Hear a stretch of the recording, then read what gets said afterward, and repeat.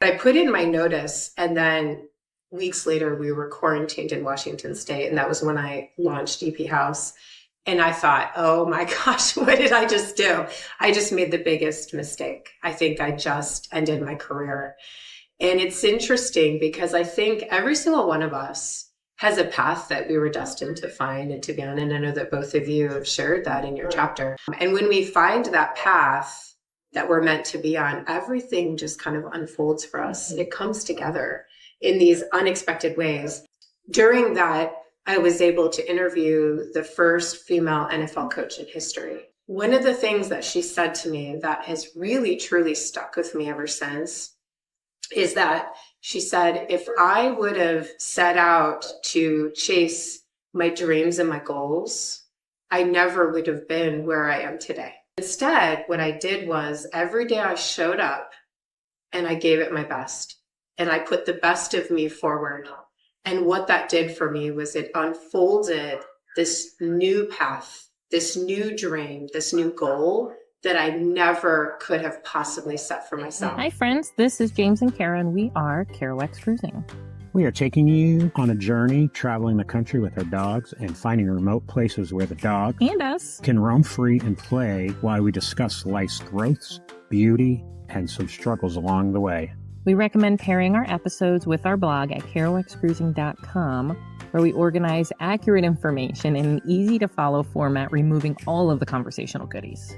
The link for this episode's blog post is in the show notes. We encourage you to join the conversation by commenting where you listen, engaging with us on Facebook or Instagram at Kerouacs Cruising, or email us at join@kerouacscruising.com. In the meantime, thanks for tuning in. Sit back and enjoy the journey. Good morning, friends. Hi, thanks for joining. This is James and Kara from Kerouacs Cruising, and today we have a special guest, Kristin Bentley, and she is our publisher for our book. Welcome, Kristin. Say a little bit about yourself. So I'm the founder and CEO of EP House. We're a boutique traditional publishing house that really focuses on champion for those voices of change makers. I love it. Awesome. So I guess I'll start off with a question, really. So would you publish anybody's book? How do you find your clients? Oh. And how do you make the decision if they're worthy of publishing? Wow, I feel like that's such a loaded question. if they're worthy. To kind of answer, first of all, I think everybody has a story and all of our stories are worthy. I think that's really important. For anybody that's considering to write a book, I think they should. Regardless of where that goes and how that turns out, because of the process, as you both shared in conversations previous, just that cathartic process of writing is really unbelievably healing. To share about us, though, we are very specific in the sense that we're looking for those nonfiction books, so professional, personal transformation, and memoirs that are really focused on creating some form of impact.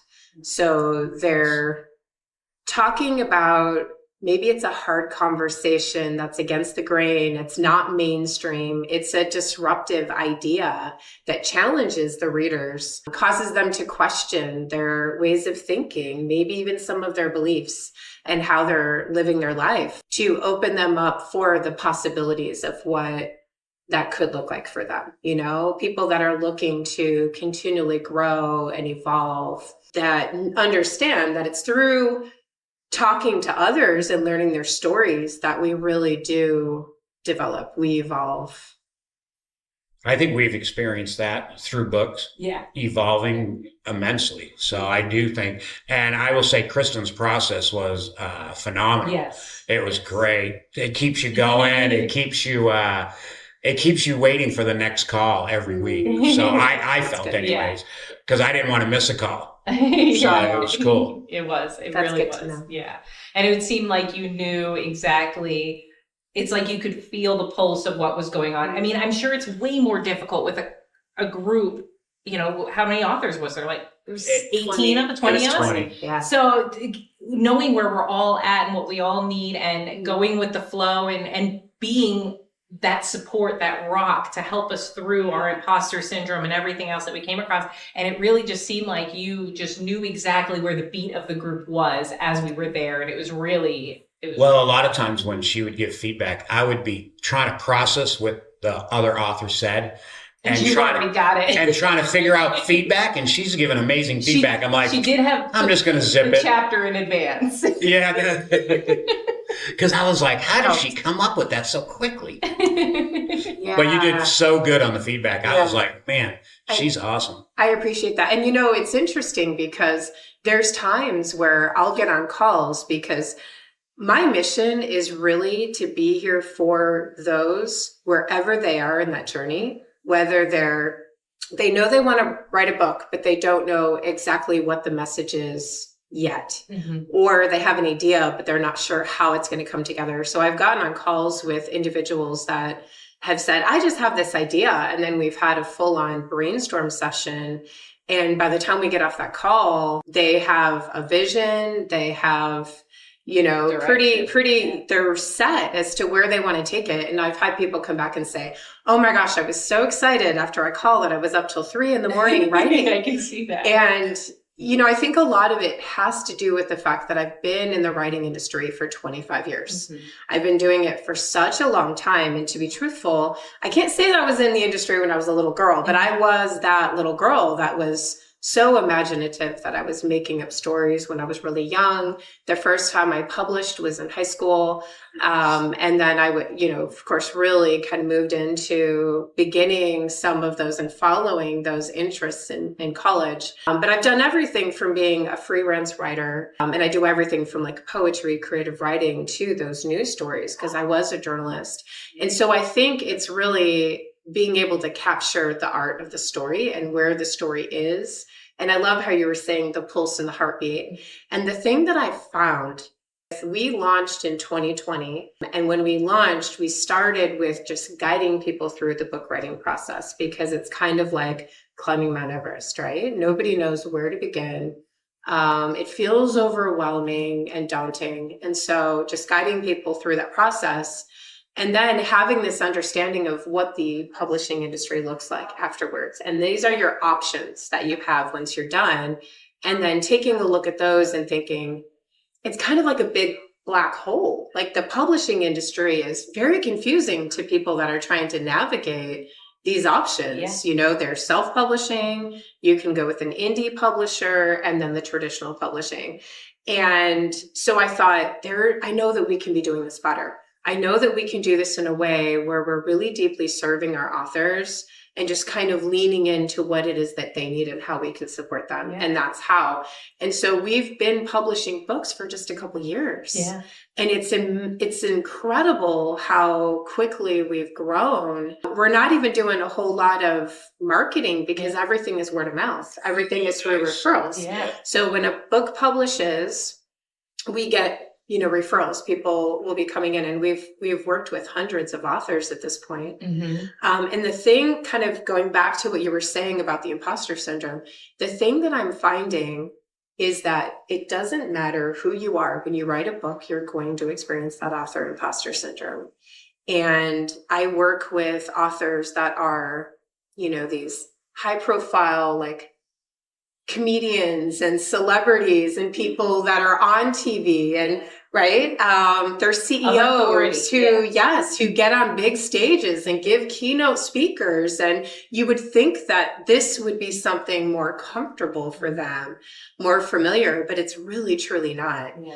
Because when we're on a stage and we're giving a talk, there's only little pieces of ourselves that we're exposing. It's mostly performance. It's very much performance-based, right? And we're rehearsed. Yeah. We're prepared on what it is that we're going to say. Yeah. But when we write a book, there's these pieces of us and who we are. So vulnerable. It's so vulnerable, right? We open up and it's kind of like, oh my gosh, they're seeing parts of me that my spouse hasn't even seen. Yeah. I don't even want to see it. I think that truly is one of the biggest and that's what makes it so much of a pivot for you internally, is because you had to analyze and really really get the story out of your experience and look at it from that objective standpoint. And it's really a beautiful process. Yes. So the imposter syndrome, I like to call the author-imposter syndrome, because it's like elevated imposter syndrome. And then that part you were talking about where you really have to get real with yourself and you have to be present. And I think those are the things that really hold people back from writing their books. So I shared this in one of our sessions, that there's this statistic that 80% of people want to write a book. 7% go on to actually write their books, and only 2% publish. And so when we look at that, that's a huge difference in a statistic. Yeah, and this is exactly why, because there's who am I to write a book? And then when you finally overcome that hurdle and you start writing, you're then looking at yourself in the mirror, like you were saying. Do I want to put that on paper? Yes, kind of, there's going to be parts that you think, I really don't like that part about myself. I see that, yeah. But it's interesting because those parts of us are the parts that the reader most wants to see, because they have the same parts. Yep. And if you're able to open up and get real and honest and share how you're able to kind of work through some of those things, it gives them kind of an example. It inspires them to go through this and do the same. Yeah. Yeah. And that's, I think, what I love so much about Together We Rise, because there's such an array of beautiful stories, and most of them very difficult. You know, it's a heavy book to read. It is. Yeah. You got to read a chapter and then wait a few days before you read another chapter. Yeah. On some of them are just awesome. Yeah. I mean, they're all awesome, but yeah, absolutely. The part that you were saying too about the difference of the stories, it's interesting because the holding space for those really big stories, and even though all of them were so unbelievably unique and different, I know that, like, for me as a publisher, as an editor, you know, because my hands are in there through a lot of the process of the creating of a book, and which is really just such an incredible and exciting thing for me. And I myself get pulled into these stories, feel inspired by these stories. I tear up when I'm reading them. And I really, really, really felt that way during, reading these chapters.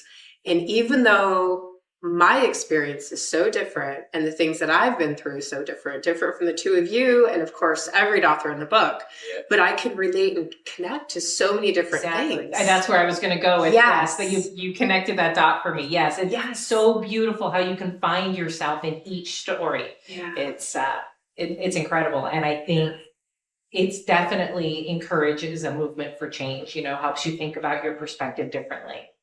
So since 2020, so you started the publishing company in 2020 through a really difficult year for the world, not just the country.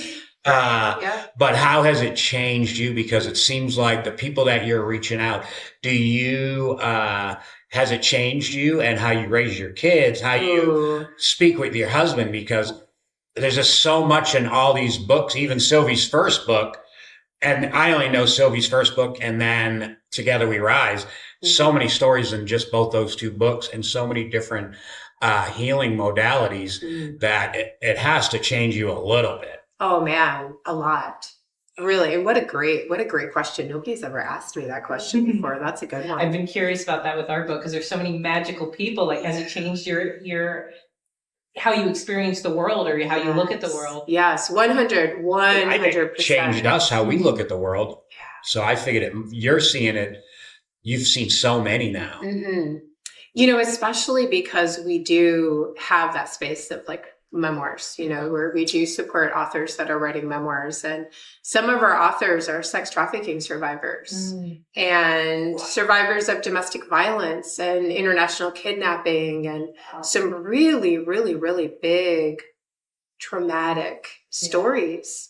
And there is a part of me that is required to hold this level of compassion and softness and understanding as we're going through that, because when they're writing those types of stories, it's gonna pull things up for them.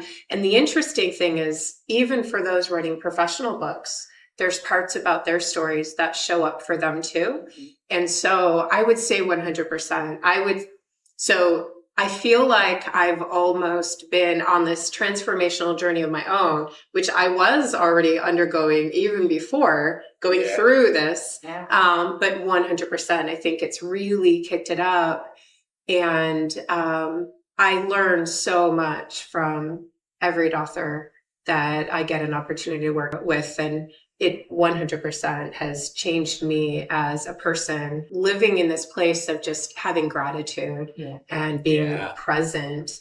And it's interesting because I have a lot of books that have been coming out recently, and they are healing books. So, coming back to your whole self and healing those traumatized parts of who you are, and such important messages that all of us need to hear, but I for sure need to hear them as well. And I do carry them into my marriage and the way that I raise my children and the way that I'm present with them. Even your 30-year-old children, they can get something out of all these books. Do they find interest in what you're doing, publishing these books? Do you feel do they ask questions? Yeah. Because my son doesn't really, he's got his own way of, he's got that military mindset, and it's hard to break him. Logical. Oh, of course. I have a lot of authors from the military community, though. Many, because with my husband being a veteran, so I know exactly what you're talking about. And often those stories are the ones where we say we need to dig in just a little bit more. I believe that. And share that story. And You're they not being also vulnerable enough. You have to be just a little more, so the reader can get to know who you are a little bit better. It is very much a transformational, even with their professional books. But it's interesting because all of them, so I shared with you before we got on here that my husband and I have kind of a modern day Brady Bunch of 6 children, and they range in age from, I've got a 30-year-old down to 8. And the ones that have written little pieces, we've got an almost 15-year-old, my 21 college student, and then my oldest. They've all shared these stories that they're working on, but they're all fiction, kind of more of those adventure type books, more of like a Lord of the Rings style, because they're very much into that. But as a parent, reading is a really big thing in our family. And so all of my children are big readers. Yeah. So it's really about kind of finding what it is that they're interested in and then kind of running with that. And let them read. It sparks that creativity. And it's interesting because they all read, but they all love math and science. None of them love English. None of them are taking after mom. So I'm not sure who is going to be inheriting EP House. However, it really kind of further develops the brain in a very full way when you can have that science and mathematical brain, but also tap into that creativity because they're opposites, right? Arts, yes. Yeah, because they're on opposite sides of the brain, so they're using both function, both sides of the brain, which not all people do. A lot of people only really run on one side or the other. That's very true. That's that women usually tend to run on the creative side and men on the mathematics science side. Not always, but she does have 5 out of 6 boys. Right. Well, and my daughter loves science, so that's awesome. But she loves art too. Yeah. So that's amazing. Yeah. So we'll see where that takes her. Yeah. That's exciting. So I'm curious to know, you mentioned earlier when we were talking before we started recording that you were journalism. So I'd love to hear how you went from journalism into coaching essentially and then publishing. Yeah. Because she is a coach. Yeah. I am. It's a different kind of book writing coach. Yes. So journalism was what I went to school for. So broadcast news journalism, communications major. And I did everything from the creative writing courses, the news writing.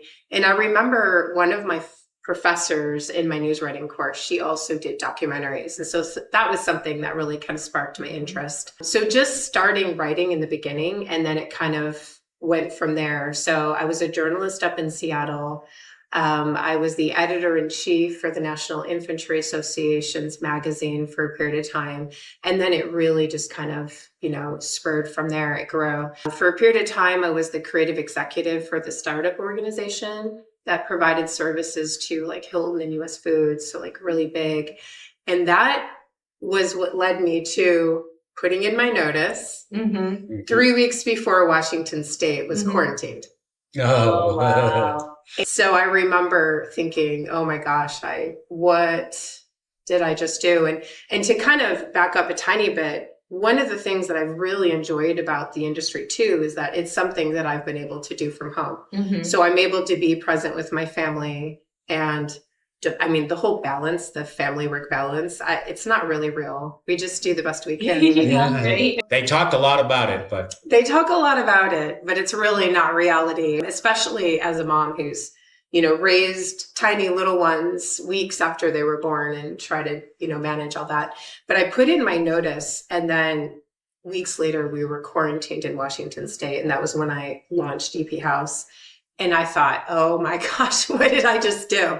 I just made the biggest mistake. I think I just ended my career. And it's interesting because I think every single one of us has a path that we were destined to find and to be on. And I know that both of you have shared that in your chapter. And when we find that path that we're meant to be on, everything just kind of unfolds for us. It comes together in these unexpected ways. And somewhere in there, I launched 6 different publications that went global, and they were all very, very different messages for different audiences. Mm-hmm. During that, I was able to interview the first female NFL coach in history. And one of the things that she said to me that has really, truly stuck with me ever since is that she said, if I would have set out to chase my dreams and my goals, I never would have been where I am today. She said, instead, what I did was every day I showed up and I gave it my best, and I put the best of me forward. And what that did for me was it unfolded this new path, this new dream, this new goal that I never could have possibly set for myself. She said, I didn't set out to be the first female NFL coach. Yeah. That wasn't something I ever thought I would do. But here I am today. There's been a Barbie that's been created after her. She creates football camps for young girls. Mm-hmm. There's now flag football at universities.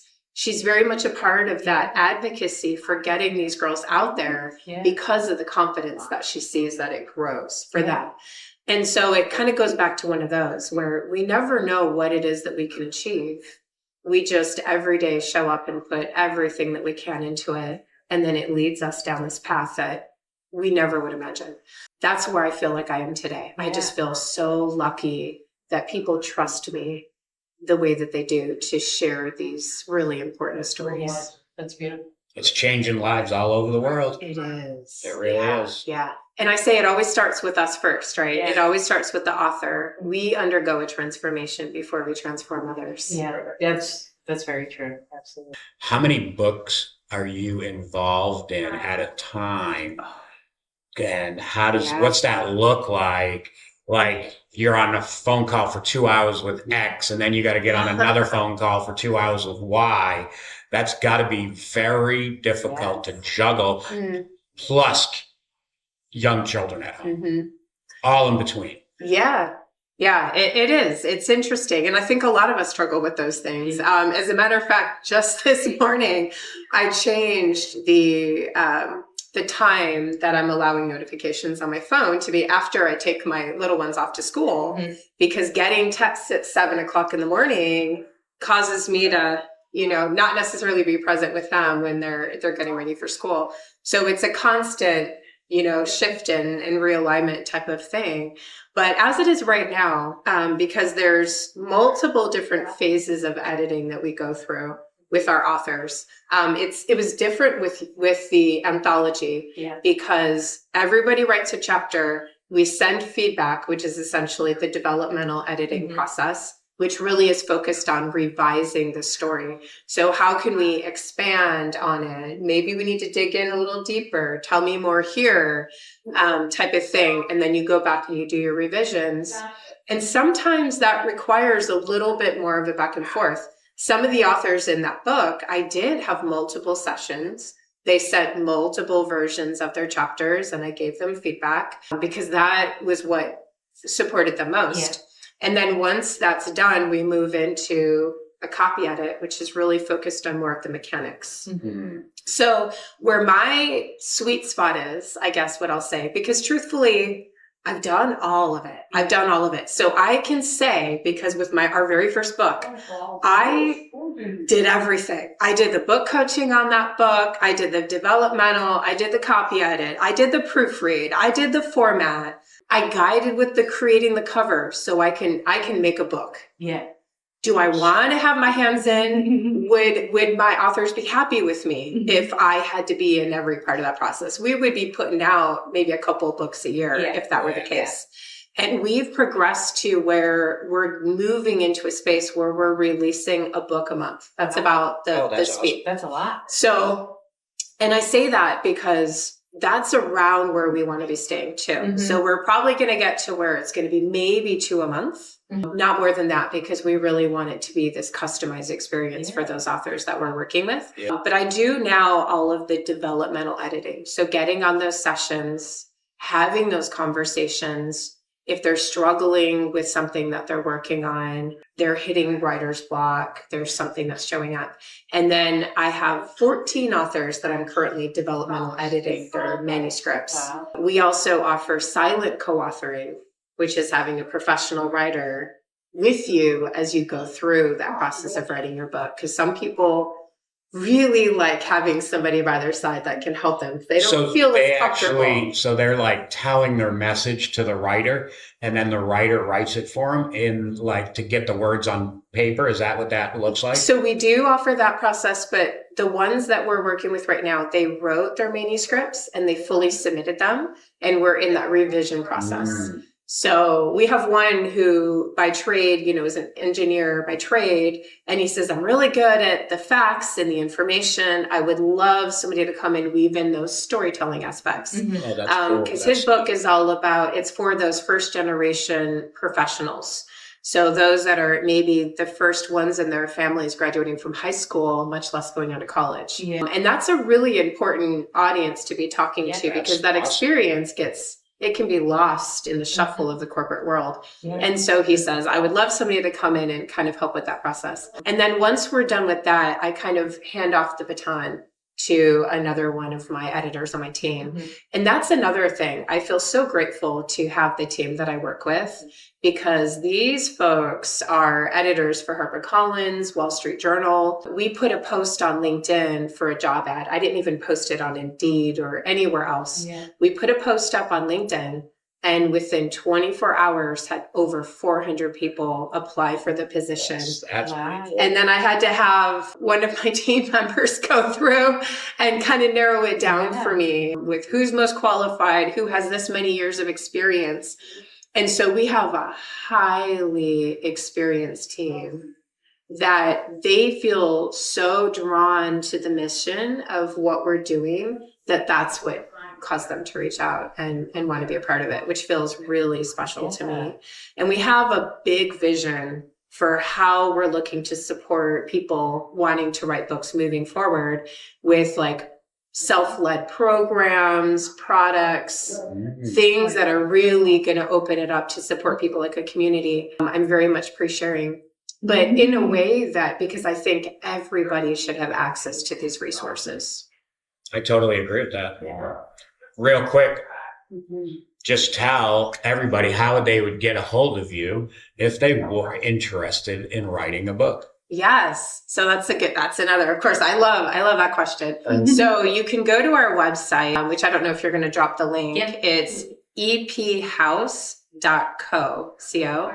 or you can email hello@ephouse.co. There's a way to go on to the website and submit your manuscript if you have one fully, ready to go. One of the things I'm going to say that I think is a really important tip, I guess, or piece of advice is that a lot of times when we think about writing a full book, because I could see you two writing one on like your travels, as full-time RV, just living on the road, which is such a fascinating lifestyle. And there's so many lessons to be learned in that. Mm-hmm. Sitting down and writing a chapter that's 1,200 words. You don't have to write this 5,000 word, perfectly written right? With every mind-blowing message in it, it just has to be like a vomit draft of about 1,200 words and maybe 12 chapters. So, I mean, I wrote longer papers than that in college, right? I'm sure you all wrote papers that were longer than 1,200 words. We can all do that. Yeah. As long as it just has the really important part of the message in that chapter, that's all that's needed. Yeah. Because I get on these editor sessions and sometimes their chapters are 800 words. And I'll be able to take that information and expand it out to a 3,000 word chapter. Because if I go in and say, oh, dive in here, and I'm showing you exactly where to expand and give you ideas, because we all need that. We all need that support in some type of way. So, and if you just want to jump on a discovery call and learn more about how to even get started, I would love to jump on with you. That's awesome. So you and Sylvie are working on a sequel to the Together We Rise. We are. I think it was just publicly announced. Was it? Maybe it wasn't yet. We're pre-showing. It's soon to be announced. And what was really wonderful is that there were several who were in the first edition that want to jump on and do it again because the experience was so great, which feels so flattering. Like that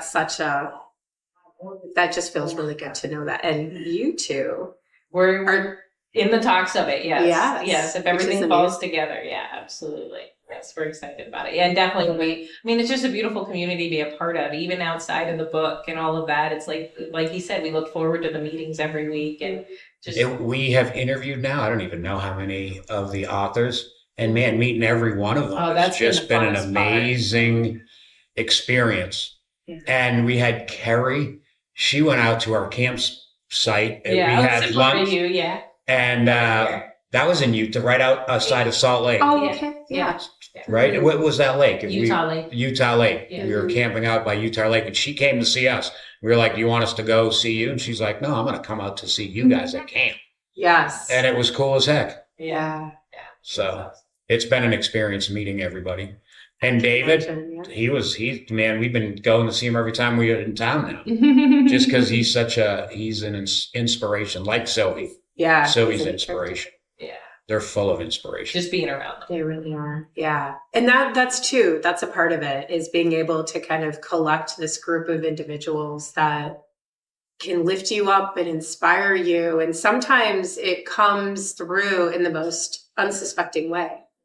People that we wouldn't maybe reach out to if we were to come across them in some other avenue, the way that we are when we are a part of these types of experiences. It really opens the horizon. And, I have an author that I'm working with right now, and he gave this really beautiful kind of advice that he's putting into his book.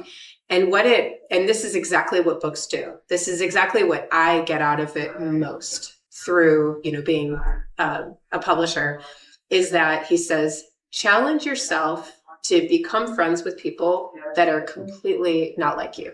I love that. People that don't have the same beliefs, don't have the same religious or spiritual beliefs that you have. They're not the same race, color, ethnicity. They're completely different. Different age groups, completely different. Everything about them be completely different, because they're going to challenge you on a daily basis to step out of your comfort zone, to get uncomfortable. They're going to challenge what you value, what you believe in, what you stand for, in a way that really causes this continual internal, kind of like you're writing that chapter, you're internally looking inward. And he says, as soon as you start to get comfortable, you got to stretch yourself to be uncomfortable again. Mm-hmm. And so that really is, because you start double questioning all the beliefs you were grown up in, you were ingrained in. Like we as kids were ingrained very much, and being outside and meeting, when you grow up, you just end up surrounding yourself with them same people. That's what ends up happening. And you just live life with that same, not pain, but I guess it's pain. You revisit them same things over and over again. And when you reach out and discover other people and get around different values, you're like, maybe my father wasn't right about all those things that he used to say. So Well, I totally agree with that. And with that, your perception is just this. You just live Yeah, in you this live in box. a You don't know what little else bubble. there is out there. And then once you start engaging with people who look at the world completely different, they're in a different box, and your boxes meet each other. Now the box has just grown, and you start to realize how much more possibility there really is in the world. Yeah. It just because we've been told things are a certain way, that we believe that they're that certain way until we see something different. 100%. Changes you. It does. It does. And then, makes you really start to reconsider your belief system. Yeah. So I read somewhere, and it's so funny because I feel like I read a lot. I was that middle school kid that was always in the library in the summer. But I read somewhere that even when we're really, really small, it's a form of survival that we will walk into a room and we seek out the people that look like us because it's a sense of survival. Those people, because they look like us, we can identify. Primal. We're safe, right? It really is in this. We don't mean anything other than that by it. It's just this very innate response. And so retuning what that looks like for us and making this conscious effort. So that's the biggest thing. I think that meeting people that are completely unlike me and then continually stretching myself out of my comfort zone and reaching out to people, not knowing, in big ways, not knowing if they're going to say yes, but asking anyways, you know? And I think that those sort of engagements also help build up that confidence too, your confidence and self-belief in yourself, because you start to learn that you aren't as isolated as you thought that you were. Yes. You start to learn that there are more similarities with you and people who seem completely different from you than you previously thought. And just like we're saying, you can find a piece of yourself in every chapter and everybody's story that's completely different from yours. Everybody that you come in contact with, you can find something that you connect on and realize that we are all connected, and it's really part of a bigger picture. We are 100%. There's that saying that people don't remember exactly what you say, but they remember how you make them feel. And that's really what it is in the stories, because regardless of where we are from, I am working with an author right now that was born in Africa and still has much of his culture, that he's kind of brought into. He went from being born in Africa to working on Wall Street and had to really kind of. It's an adjustment, but then also stay in tune with, who he is as a person. And it's interesting because it doesn't matter where we're born. It doesn't matter what our experiences are. And I think a lot of times that frees to write our book, to share these aspects and pieces of who we are and to spill them out. We think that we're the only ones that have ever felt this way. Yeah. We're the only ones that were ever teased in middle school or were shamed or were made to feel, right? The things that happened to us as a child, it's our fault. We deserved the things that happened to us. And so we carry shame for it. And the truth is that we all are walking around carrying these experiences and feelings, thinking we're alone. And the person sitting right beside us is going through the same thing. Maybe not the same thing, but the same feelings, the same inner struggle. And we're all so interconnected in this experience. Yeah, absolutely. Oh, beautiful. That's so true. And I really hope that I've been trying to let all that stuff go. Well, and I that's what they tell you. You just don't don't just let it out. Don't, because I had all kinds of weird experiences through middle school and stuff, and I still think about them today. But now I think about them like that was really just a experience. Who cares? You just gotta let that experience go. And that's, I feel like the struggle. Good or bad, good experience or bad experience. Right. And I think that is the struggle in it all is kind of owning the lessons of your trauma and your difficulties and moving through it, moving past it. And I that's one of the things I do love, and I'm sure your other books are kind of the same. There's so many modalities out there. There's so many ways. Even just writing alone is a modality to help you get through that. 100%. And that's even reading is a modality in itself. It is. Right. Yeah. And it's books create community too. When we read somebody else's book, it's creating this form of community. Yep. And it is exactly what you were saying, that to write, we have to sit and be still. And in today's society, like, we don't know how to do that. I mean, just yesterday, I picked my kids up from school. One had cheerleading clinic tryout. One had to go to karate. And then we had to turn around and go to ballet. It's kind of like, there's no peace and quiet in a day that runs like that. But that really is what it is. And so oftentimes we, especially for those of us in certain generations, I think we're getting a lot better about talking to our children about feelings in today's time than we were from, like, you know, my generation, ours, right? Generation, for sure. We were not raised that way, and our parents weren't raised that way. Nope. It was more of a, just stop thinking about it. Yeah. It'll be okay. Just stop thinking about it. And it's interesting how when I hear that now today, that's what makes us keep carrying it. Yeah, that is. So we keep carrying it because we don't allow ourselves to feel. Yeah, we were told to bury it, and so we did. And when we sit down to write about those things, the biggest fear is another one of the biggest fears, right? So there's the fear of the imposter syndrome. There's the looking in the mirror part, and then also the I'm digging back up old emotions. Yeah. And I don't know if I can do that, because some of us that have experienced really substantial trauma, maybe went through debilitating depression and some other struggles, that is legitimate, that there's a fear that they're going to be pulling those things up. And they'll stay in that. And that they'll stay in that. Yeah, that's one of the biggest fears. And the thing that I find over and over, and again, I'm sharing with you, I have an author that's a sex trafficking survivor. I mean, that is one of the most horrific, right? And there's that, not that they're compared and one's more, but when you think of these really debilitating, that has very long impact. I couldn't even imagine. To be involved in that. And so what happens is that when we sit in those experiences, because a lot of the times when we experience them, we're surviving. Yeah. And we're getting through the experience. Yeah. We're not processing it. We're not allowing ourselves to feel. We're stuffing it down. We're not feeling. We're numbing. We're disassociating, because sometimes that's what the situation calls for. Mm-hmm. Now, when we sit down and we're going to actually write, and we don't even have to write the details of the experience, but something we're saying. You probably don't even want to write those details, because you want the reader to imagine. So if you write it correctly, their brain's already imagining the horrificness of that experience. Absolutely. And that's more impactful, actually, than sharing the details, right? If you let them feel the emotions, right? Yeah. But what I'm finding happens over and over and over again. And I say this personally because, you know, I have a book. I'm an author. I have a book I'm writing. I have multiple manuscripts I'm writing on right now, but I'm staying very focused on this one. But when we sit down and we start writing about it, especially if we're now writing from a place where we've really healed through the experience, it doesn't have the same impact on us.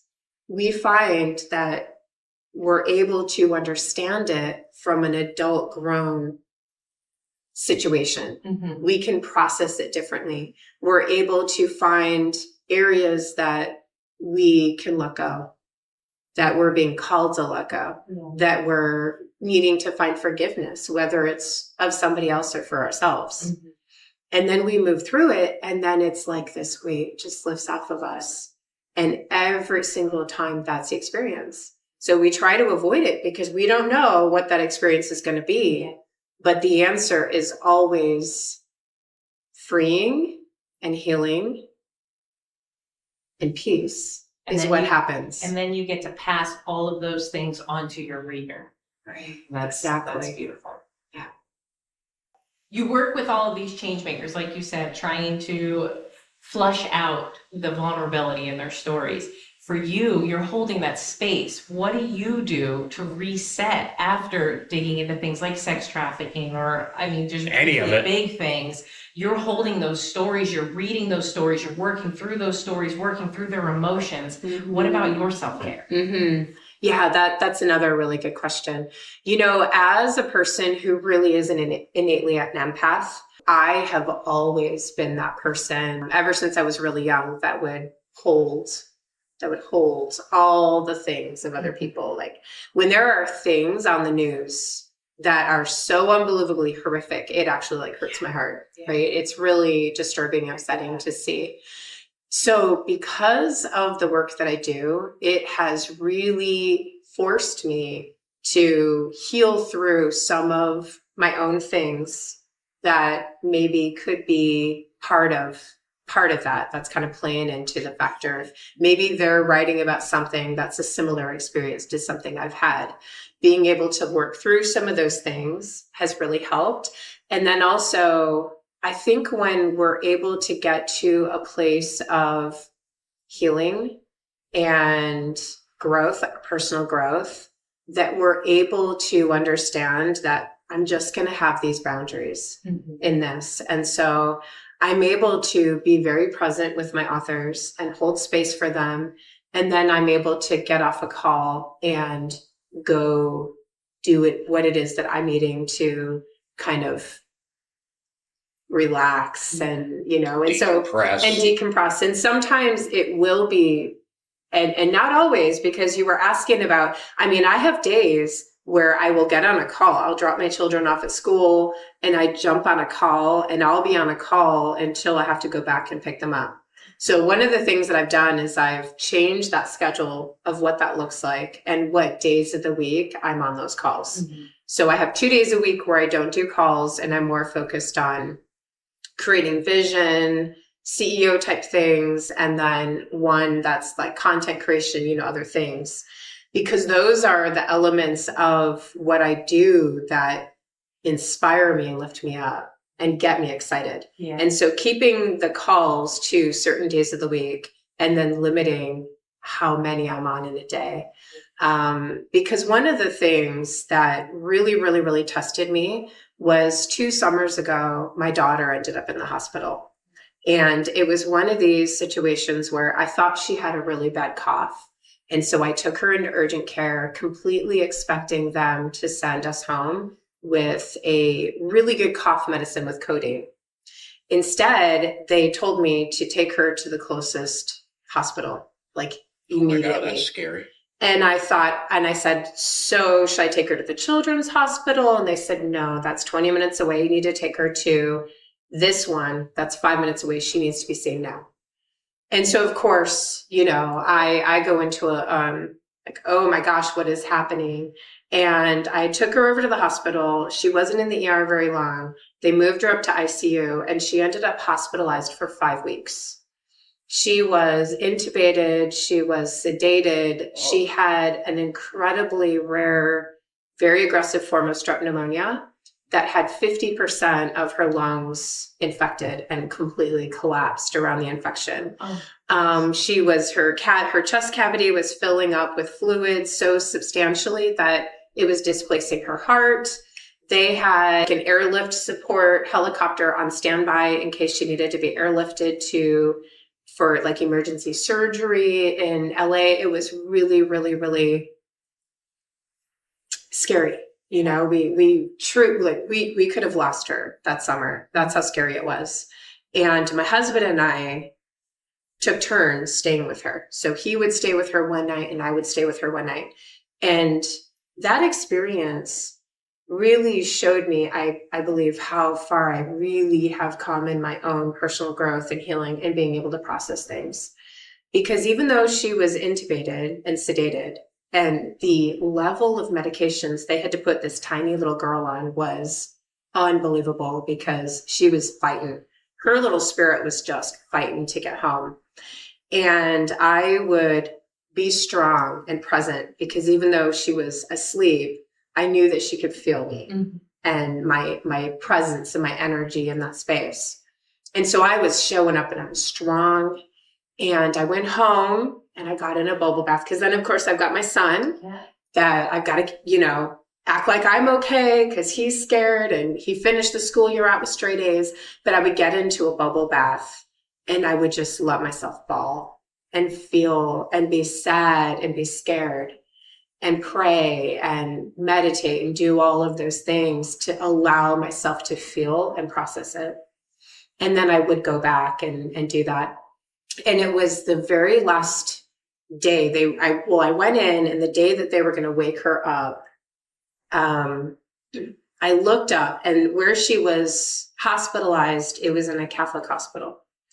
And for the very first time when I walked in, I looked up, and it was a 5-story foyer. And there was this sign, and it was, I believe, St. Catherine. And it's this quote that says, "Be who God meant you to be, and you will light the world on fire." And that little girl is just fire. Her little spirit is just fire. During those months that I was there in that hospital, it forced me to really strip everything down, professionally, personally, everything that I was doing in my life, how I was showing up, how I was being present. And it was incredible because I was able to work through it and process. And then in addition to that, we hit a month that was our highest revenues of the entire year, which is unbelievable. While you were stripped down to... While I was stripped down to just focusing on, these are the things I need to do to just, I was getting on calls with authors in the, like the patient waiting room in the ICU. But I really had that, limited down to what it was I was still doing. That really was a testament to me, though, because that's how I'm able to kind of work through a lot of the stories. And, if I need to step away and process them, I let myself feel the emotions. I don't stuff them down, and I let myself process them. And when we're able to do that, we can move through them and move forward so much quicker. Yeah. It's beautiful. I appreciate that. That's amazing. And I think that, and as it was kind of mentioned earlier, we're not raised to do that. And so it takes a lot to get to that point. And I do think that like books like this, and you can see societies changing and shifting, and kids are getting brought up in a different environment than per se I was brought up in the 70s and 80s. Mm-hmm. So it's nice to see, because I watch my son and his wife with their child, and it's totally different than how I was raised. Right. Yeah, and I'm sure even though you tried to do the best you could with what you knew, different than how you raised. Oh, absolutely. Right. Absolutely. Right. Well, I shared that I have older children and then I have younger children. Yeah. There's kind of a gap because I had them before I turned 30, my first, 3, and then I had 2 more in my 40s. Yeah. And I'm a completely different mom than I was when I was younger as well. Yeah. Because I think one of the biggest pieces is that when we're able to kind of look at the things that are going on in our lives, and it doesn't even just have to be about raising children. It can be about anything that we're experiencing. All of life, yeah. All of life. Everything is such a detriment, and it's the end of the world, and it's a catastrophe when it's not. We're always on edge looking for the next thing that's going to bring us down. Isn't that so crazy? That's how we think. But it is. The failure of, oh my gosh, my child is doing this behavior, and we think it's the end of the world, and they're not going to be, successful when they grow up or whatever. And it's none of that really matters. No. None of that matters. It's more really about the love and the communication. Right. And let them feel. Right. I was going to say, and being able to talk through and express our emotions and feelings. Yeah, and it is shifting. It is shifting. Society's shifting for the better. This has been an absolute pleasure. Thank you. It's been wonderful. We got to meet Kristin. She is famous. Our first famous person. That's going a little too far. Famous. Do you consider yourself famous? Not at all. You're famous. Come on. All right. Well, thanks for joining, everybody. Thanks for tuning in to Kerouacs Cruising. We're thrilled to have you with us. We had a blast recording this episode and hope you enjoyed our adventures as much as we enjoyed sharing them. For more amazing pictures and stories, visit our website and blog at kerouacscruising.com. And join the conversation on Facebook at Kerouacs Cruising or email us at join@kerouacscruising.com. We'd love to hear your thoughts and suggestions. If you enjoyed this episode, please consider liking, subscribing, and leaving us a review. Your support helps us reach more listeners and allows us to continue sharing our travel experiences with you. It's a generous favor that means the world to us. Thank you so much for listening to Kerouacs Cruising. Until next time, happy travels.